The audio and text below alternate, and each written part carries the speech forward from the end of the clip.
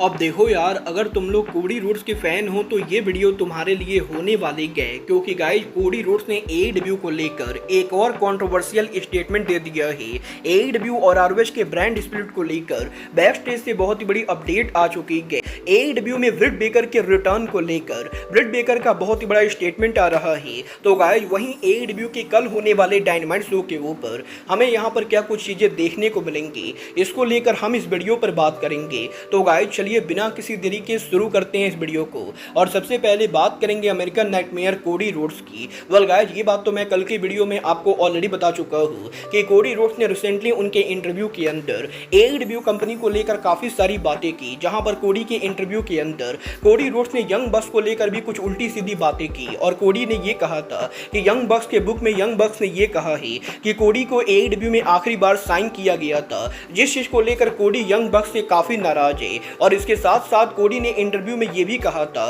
कि कोडी यहां पर हमेशा से ये जानते थे कि एडब्ल्यू वो कंपनी नहीं है जहां वो उनके करियर को ओवर करेंगे। और जब यहां पर एडब्ल्यू कंपनी खुली थी तब भी यहां पर कोडी को ये बात पता थी कि इवेंचुअली वो डब्ल्यूडब्ल्यूई पर जाने वाले गए। और कुछ इस तरीके से कोडी रोड्स के काफी कंट्रोवर्शियल स्टेटमेंट के बाद अब कोडी रोड्स के इसी इंटरव्यू के अंदर कोडी रोड्स ने एक और कंट्रोवर्शियल स्टेटमेंट दे दिया है, जहां पर इस बार कोडी रोड्स ने एडब्ल्यू के रेसलर्स को टारगेट ना करके बल्कि एडब्ल्यू के फैन बेस को टारगेट किया है। और गाइस कोडी का ये कहना है कि जो लोग यहां पर एडब्ल्यू कंपनी को सपोर्ट करते गए उन लोगों को ये लगता है कि वो एडब्ल्यू कंपनी को डिफेंड करके कंपनी को आगे बढ़ा रहे गए, जबकि रियलिटी में एडब्ल्यू के ऐसे कई सारे फैंस हैं जो एडब्ल्यू कंपनी को डिफेंड करके कंपनी को और नीचा ले जा रहे गए। और गाइस यहां पर बेसिकली कोडी रोड्स एडब्ल्यू के मार्क्स को टारगेट करके ये बोलते गए कि एडब्ल्यू कंपनी के ऐसे कई सारे फैंस हैं जो सोशल मीडिया के ऊपर एडब्ल्यू कंपनी को डिफेंड करने के चक्कर में मार्केट में एडब्ल्यू को और भी ज्यादा बदनाम कर रहे गए।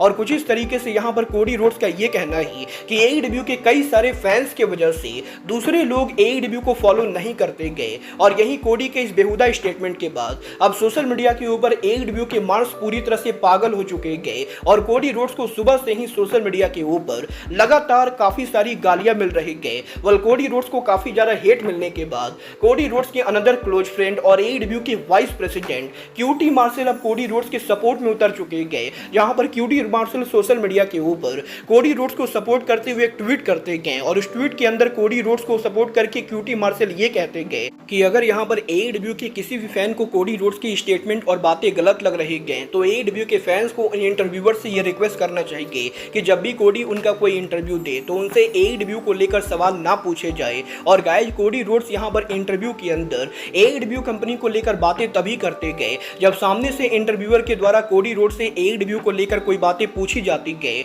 और गाइस यहां पर क्यूटी मार्शल कोडी को सपोर्ट करके ये बोलते गए कि कोडी रोड्स उनके इंटरव्यू में जो बातें बोल रहे गए कोडी रोड्स वो बातें काफी हद तक सही बोल रहे गए। और गाइस यही क्यूटी मार्शल के ऐसे सपोर्ट के बाद अब सोशल मीडिया पर एडब्ल्यू के मार्क्स के द्वारा क्यूटी मार्शल को भी गालियां पड़ रही गए। वेल गाइस मैं पर्सनली अब इस पूरे मामले को लेकर किसी तरह का कोई भी कमेंट करना पसंद नहीं करूंगा, बट गाइस डेफिनेटली मैं क्यूटी मार्शल की इस बात से बिल्कुल भी एग्री नहीं करता हूं कि अगर यहां पर कोडी रोड्स से इंटरव्यू में कोई एडब्ल्यू को लेकर बात कर रहा है तो कोडी को उस सवाल का जवाब देना जरूरी है। वेल गाइस वैसे तो एडब्ल्यू के प्रेसिडेंट टोनी खान उनके इंटरव्यू के अंदर उनके बड़बोलेपन की वजह से काफी बार कंट्रोवर्सी में आ जाते गए, बट गाइस डेफिनेटली यहां पर कोडी रोड्स को टोनी खान से ये सीखने की जरूरत है कि कोडी रोड्स अगर यहां पर चाहे तो सवालों के जवाब को इग्नोर कर सकते गए। क्योंकि गाइस एडब्ल्यू में पंक और एलिट के कंट्रोवर्सी के बाद टोनी खान के लगभग हर इंटरव्यू के अंदर टोनी खान से पंक और एलिट की सिचुएशन को लेकर बात करने की कोशिश की गई थी, बट गाइस खान के किसी भी इंटरव्यू के अंदर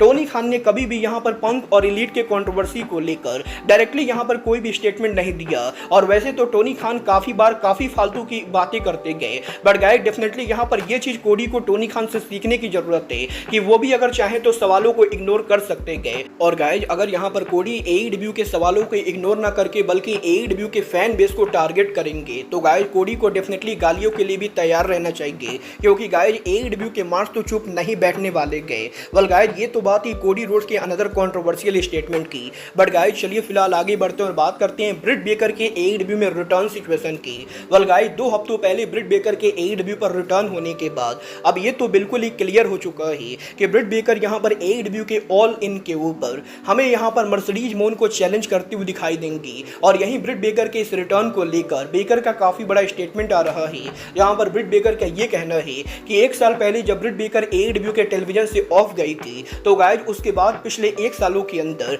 डेफिनेटली काफी सारे लोग ब्रिट बेकर का रिटर्न देखना चाहते थे। बट गाइज मेनली यहाँ पर सोशल मीडिया के ऊपर रेसलिंग फैंस ने ब्रिट बेकर के रिटर्न की डिमांड तब शुरू की जब मर्सिडीज मोन ने एडब्ल्यू कंपनी को ज्वाइन किया, क्योंकि गाइज ब्रिट बेकर ने सोशल मीडिया पर यह देखा कि मोन के एडब्ल्यू को ज्वाइन करने के बाद बहुत सारे एडब्ल्यू के फैंस ब्रिट बेकर और मोन के ड्रीम मैच को लेकर बातें करते गए। और गाइज यहाँ पर एडब्ल्यू के फैंस के इन्हीं लगातार रिक्वेस्ट के बाद ही एडब्ल्यू के मैनेजमेंट ने एडब्ल्यू में ब्रिट बेकर का रिटर्न कराया। और ब्रिट बेकर यहाँ पर डेफिनेटली इनडायरेक्टली उनके रिटर्न का क्रेडिट और किसी को नहीं बल्कि मर्सिडीज मोन को देती गई, क्योंकि गाइज यहाँ पर ब्रिट बेकर का ये कहना है कि अगर यहाँ पर एडब्ल्यू पर मर्सिडीज मोन का डेब्यू नहीं हुआ होता तो फैंस यहाँ पर बेकर के रिटर्न को लेकर इतनी हाइप नहीं बनाते और एडब्ल्यू में बेकर को ऑल इन के ऊपर इतना बड़ा हाई प्रोफाइल टाइटल मैच में नहीं मिलता। वेल डेफिनेटली मुझे भी यही लगता है कि एडब्ल्यू के अंदर ब्रिट बेकर की ये जो पूरी हाइप है ये मर्सिडीज मोन की वजह से और ज्यादा बढ़ी गए। बट गाइस चलिए फिलहाल आगे बढ़ते और बात करते हैं एडब्ल्यू और आरओएच के पॉसिबल ब्रांड स्प्लिट की। वेल गाइस ये बात तो हम सभी लोगों को मालूम है, करंटली यहाँ पर एडब्ल्यू और आरओएच रेसलिंग के अंदर लगभग यहाँ पर सेम रेसलर काम करते गए और जो रेसलर एडब्ल्यू के शो पर काम करते गए वही रेसलर यहाँ पर आरओएच के शो पर भी काम करते गए। बट गाइस अब यहाँ पर फाइनली एडब्ल्यू और आरओएच को लेकर एडब्ल्यू कंपनी एक बहुत ही बड़ा चेंज कर रही है। गाइस यहाँ पर ये बात तो मैं आपको ऑलरेडी बता चुका हूँ। इस हफ्ते से एडब्ल्यू कंपनी उनके कोलिजन शो को ई स्पोर्ट स्टेडियम से ब्रॉडकास्ट करने वाली है और अगले एक महीनों तक एडब्ल्यू का कोलिजन और आरओएच का वीकली शो इसी अरीना से ब्रॉडकास्ट होगा। और अब जबकि एडब्ल्यू ई स्पोर्ट स्टेडियम में एक महीने तक शो करने वाली है तो गाइस फाइटफुल की तरफ से इस चीज को लेकर अपडेट आ रही है कि स्पोर्ट में एडब्ल्यू के कोलिजन और आरओएच का शो तो होने वाला है बट इन दोनों शो का रोस्टर यहाँ पर काफी अलग होगा। और नॉर्मली यहाँ पर एडब्ल्यू के डायनामाइट के बाद आरओएच के टेपिंग होने की वजह से जो रेसलर एडब्ल्यू के शो पर काम करते गए मेजॉरिटी ऑफ वही रेसलर आरओएच के शो पर भी काम करते गए। बट अब जबकि आरओएच अगले एक महीने के लिए सेम एरिया में होने वाला ही तो गाइज एडब्ल्यू कंपनी आरओएच और एडब्ल्यू के रोस्टर के बीच में काफी बड़ा डिफरेंस रखने वाली है और अगले एक महीने तक मेजॉरिटी ऑफ जो रेसलर आरओएच पर काम करेंगे उनमें से बहुत ही कम रेसलर एडब्ल्यू पर काम करेंगे। और गाइज एडब्ल्यू कंपनी बेसिकली ये देखना चाहती है कि जब एडब्ल्यू और आरओएच के रोस्टर को थोड़ा बहुत डिफरेंट किया जाता है तो फैंस का कैसा रिएक्शन होता है और अगर यहाँ पर आरओएच रेसलिंग को पॉजिटिव रिस्पांस मिलेगा तो गाइज फ्यूचर में टोनी खान की कंपनी आरओएच और एडब्ल्यू के रोस्टर को पॉसिबली कंप्लीटली अलग करने वाली है। वेल मैं डेफिनेटली चाहूंगा कि टोनी खान आरओएच और एडब्ल्यू के रोस्टर को अलग करे, क्योंकि गाइज दोनों कंपनी के रोस्टर के सेम होने की वजह से आरओएच की अपनी आइडेंटिटी पूरी तरह से डेड हो चुकी है। मतलब ये तो आने वाला टाइम बताएगा कि स्पोर्ट स्टेडियम में आरओएच का फ्यूचर कैसा होता है। बट गाइज चलिए फिलहाल आगे बढ़ते हैं और बात करते हैं एडब्ल्यू के कल होने वाले डायनामाइट शो की। गाइज यहाँ पर कल होने वाला एडब्ल्यू का डायनामाइट शो एडब्ल्यू का वेडनेसडे नाइट पर होने वाला कोई नॉर्मल डायनामाइट ना होकर बल्कि एडब्ल्यू के साल का one of the most important dynamite होने वाला है,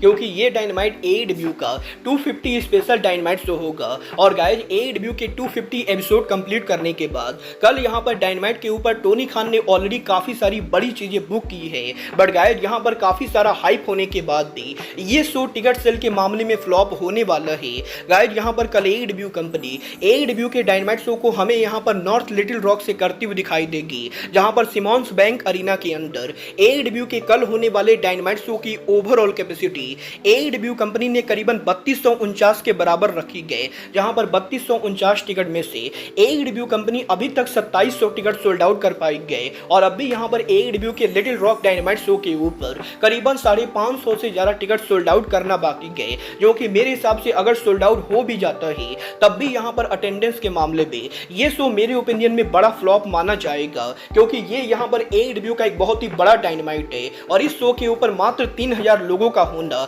डेफिनेटली ये फ्लॉप तरीके से माना जाएगा। बट गाइज बात करें शो के मैचेज और सेगमेंट की तो गाइज कल यहाँ पर एडब्ल्यू के 250 स्पेशल डायनामाइट शो के ऊपर एडब्ल्यू के अंदर हमें यहाँ पर one of the biggest dream match देखने को मिलेगा, जहाँ पर मैक्सवेल जेकब फ्रीडमैन फाइनली एडब्ल्यू के अंदर विल ऑस्प्री को फेस करने वाले गए। और इन दोनों का मैच एडब्ल्यू के अंदर हमें यहाँ पर इंटरनेशनल चैंपियनशिप के लिए देखने को मिलेगा। But guys MJF versus osprey के इस बड़े मैच के अलावा कल यहाँ पर एडब्ल्यू का टीबीएस टाइटल भी ऑन द लाइन होने वाला है, जहाँ पर चैंपियन मर्सिडीज मोन उनका title former AEW women champion Nyla Rose के खिलाफ डिफेंड करेंगी। तो गाइज वहीं एडब्ल्यू के लास्ट वीक डायनामाइट शो के ऊपर मरिया मे के शॉकिंग हील टर्न के बाद कल यहाँ पर मरिया मे एडब्ल्यू के ऊपर उनका लाइव प्रोमो कट करने होने वाले गए। बट इसके अलावा AEW के डायनामाइट शो के ऊपर हमें यहाँ पर लर्निंग ट्री यानी TV time with Chris Jericho का सेगमेंट देखने को मिलेगा। और साथ ही में कल AEW के डायनामाइट शो के ऊपर AEW के दो बड़े चैंपियन पहली बार आमने सामने होंगे,